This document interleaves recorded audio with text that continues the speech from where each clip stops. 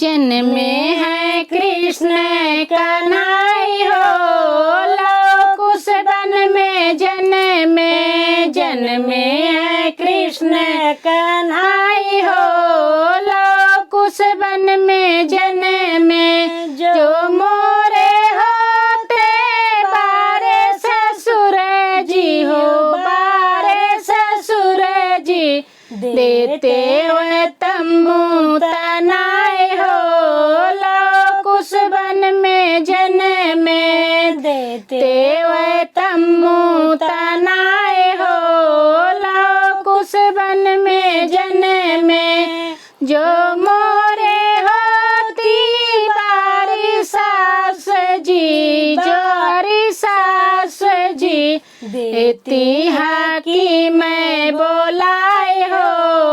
love कुश वन में जन्मे देती है कि मैं बोलाए हो, लव कुश वन में जन्मे जो मोरे होते बारे जेठ जी, हाँ बारे जेठ जी देती न मोहर लुटाए हो, लव कुश वन में जन्मे देते हो मोहर लुटाए हो, लव कुश वन में जन्मे जो मोरे होती बारी जेठान जी, बारी जेठान जी देती रुपया लुटाए हो, लव कुश वन में जन्मे देती रुपया लुटाए हो,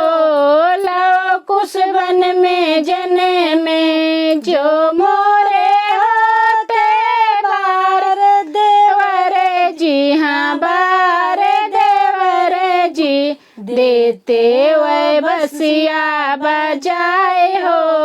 लव कुश वन में जन्मे देते वे बसिया बजाए हो, लव कुश वन में जन्मे